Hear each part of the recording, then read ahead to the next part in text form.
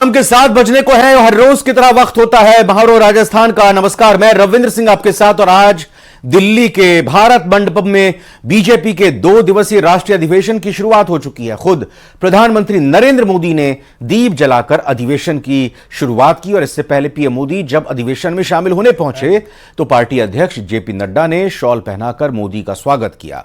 इसके बाद पीएम मोदी ने विकास यात्रा पर लगी प्रदर्शनी देखी। राष्ट्रीय अधिवेशन में पार्टी के देश भर से 11,500 से ज्यादा पदाधिकारी शामिल हो रहे हैं। राष्ट्रीय कार्यकारिणी और राष्ट्रीय परिषद की इस बैठक में लोकसभा चुनाव में जीत के लिए रोड मैप तैयार किया जा रहा है। साथ ही बीते 10 साल की सत्ता के दौरान लिए गए पार्टी के बड़े और निर्णायक फैसलों पर प्रधानमंत्री मोदी को धन्यवाद भी दिया जाएगा।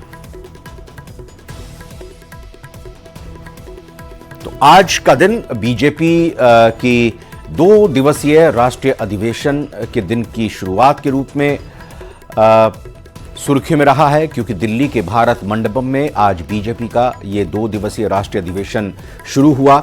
इसमें खुद प्रधानमंत्री नरेंद्र मोदी ने दीप जलाकर अधिवेशन की शुरुआत की। इससे पहले पीएम मोदी जब अधिवेशन में शामिल होने के लिए पहुंचे तो पार्टी अध्यक्ष जेपी नड्डा ने शॉल पहनाकर प्रधानमंत्री नरेंद्र मोदी का स्वागत किया। मुख्यमंत्री राजस्थान भजनलाल शर्मा भी इस अधिवेशन में शामिल होने के लिए पहुंचे और प्रदेश के कुल 550 पदाधिकारी, 550 पदाधिकारी भी आज के इस अधिवेशन में शामिल होने के लिए पहुंचे हैं। आपको बता दें कि इस दौरान प्रधानमंत्री नरेंद्र मोदी ने विकास यात्रा पर लगी प्रदर्शनी को देखा। पार्टी के देश भर से 11,500 से ज्यादा पदाधिकारी इसमें शामिल हो रहे हैं। 550 पदाधिकारी राजस्थान प्रदेश से यहां पहुंचे हैं। इसके अलावा आगामी लोकसभा चुनावों को कैसे पार्टी को मजबूत करके ले जाना है उस पर मंथन हुआ। संबोधन राष्ट्रीय अध्यक्ष जेपी नड्डा का हुआ। राष्ट्रीय कार्यकारिणी और राष्ट्रीय परिषद की इस बैठक में लोकसभा चुनाव में जीत के लिए रोड मैप तैयार किया जा रहा है बीजेपी के लिए।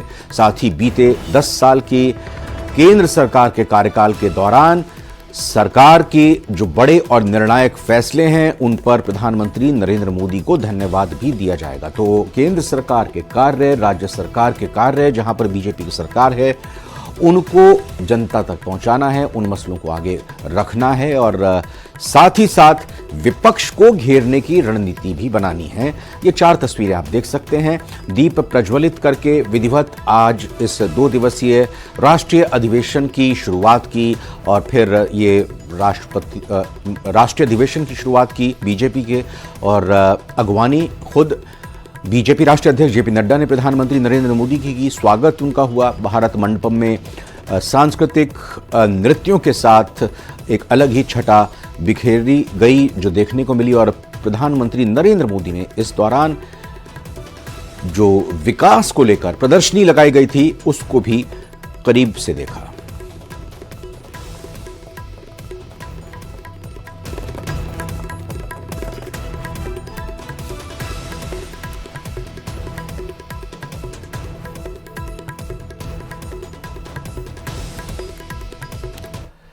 कुल मिलाकर देखा जाए तो लोकसभा चुनाव से पहले राजस्थान में अपना कुनबा बीजेपी बढ़ाना चाहती है। यह बात इसलिए कि दक्षिणी राजस्थान के एक बड़े आदिवासी नेता समेत कुछ और भी नेता बीजेपी के संपर्क में बताए जा रहे हैं और ये सभी नेता कांग्रेस के हैं और अपने अपने इलाकों में इनकी मजबूत पैठ मानी जाती है। इस रिपोर्ट में देखते हैं।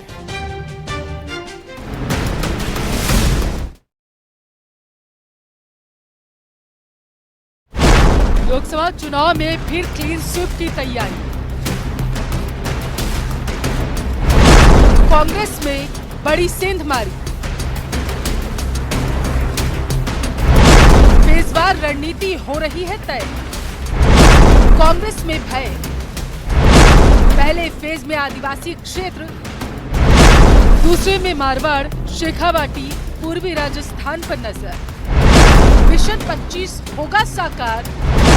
अब की बार एनडीए 400 पार। लोकसभा चुनाव में लगभग 2 महीने का समय ही अब बाकी रह गया। ये बात और है कि बीजेपी के मुकाबले के लिए बनाया गया इंडिया अलायंस चुनाव से पहले ही ताश के पत्तों की तरह बिखरता रहा है। लेकिन बीजेपी खुशफहमी में रहने वाली पार्टी नहीं, इसलिए जब तक लक्ष्य हासिल ना हो जाए तब तक उसके लिए जुटी रहती है और यही बात इस पार्टी को आम से खास बनाती है। तभी 2024 के चुनाव जैसे जैसे करीब आ रहे हैं, वैसे वैसे बीजेपी अपना कुनबा और बढ़ाती जा रही है। महाराष्ट्र में शिंदे और अजीत पवार, बिहार में नीतीश कुमार, यूपी में जयंत चौधरी पाले में आ चुके हैं। अब आंध्र में चंद्रबाबू नायडू, पंजाब में अकाली दल से भी बातें चल रही है और इसी कड़ी में राजस्थान में बीजेपी अपना कुनबा बढ़ाने में जुटी हुई है। इसके लिए उसने फेजवार रणनीति बनाना शुरू कर दिया। पहले फेज में आदिवासी बेल्ट में मजबूत जनाधार वाले नेताओं को पार्टी में लाने की तैयारी है।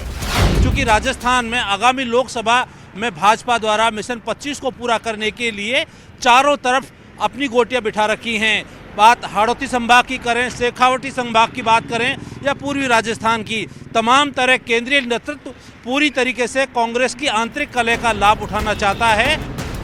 पूर्व सांसद ज्योति मिर्धा के चाचा रिछपाल मिर्धा के भी बीजेपी में शामिल होने की चर्चा है। इसके अलावा जयपुर, भीलवाड़ा और पूर्वी राजस्थान से जुड़े पूर्व मंत्रियों के भी बीजेपी में शामिल होने की अटकलें खूब हो रही हैं। इस लिस्ट में पूर्व मंत्री राजेंद्र यादव, उदयलाल आंजना, लालचंद कटारिया को लेकर लंबे समय से सियासी कयास लगाए जा रहे हैं। बताया जा रहा है कि बीजेपी में शामिल होने की कतार में कई ऐसे कांग्रेसी नेता भी हैं जिन्हें जांच एजेंसियों के रडार पर होने का खतरा है। विधानसभा चुनाव में जिन इलाकों में बीजेपी का प्रदर्शन कमजोर रहा, उन इलाकों में बीजेपी का फोकस कांग्रेस के जनाधार वाले नेताओं को अपने पाले में लाने का है।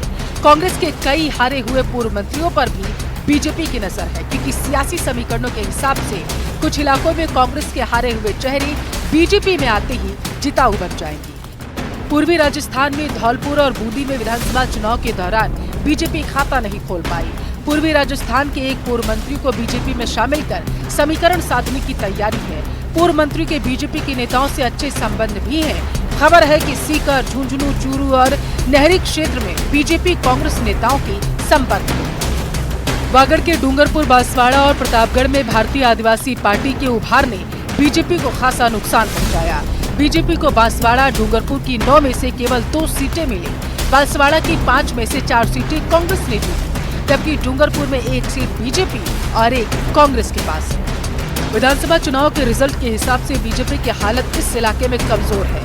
आदिवासी इलाके में बीजेपी को मजबूत नेता की तलाश थी, इसलिए बीजेपी महेंद्रजीत सिंह मालवीय पर नजरें गड़ाए बैठी है। मालवीय और दूसरे कांग्रेस नेता अगर बीजेपी में आते हैं तो इसका लोकसभा चुनाव में सीधा फायदा होगा। मिशन 25 को पूरा करने के लिए कांग्रेस के ऐसे नेता जिनके पास जनाधार है, चूंकि पिछले विधानसभा चुनाव में कांग्रेस का वोट बैंक भाजपा के बराबर रहा, इसलिए भाजपा इस वोट बैंक के अंतर को पाट करके मिशन 25 को पूरा करने की भरपूर कोशिश में जुटी है। कैमरा पर्सन अविनाश शर्मा के साथ राकेश शर्मा, न्यूज 18 राजस्थान, जयपुर।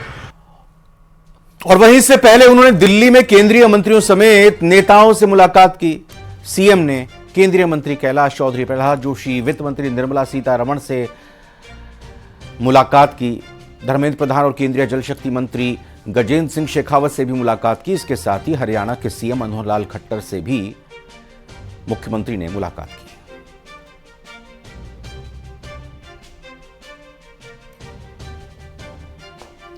तो अलग अलग तस्वीरों में आप देख सकते हैं, मुख्यमंत्री आज दिल्ली दौरे पर हैं।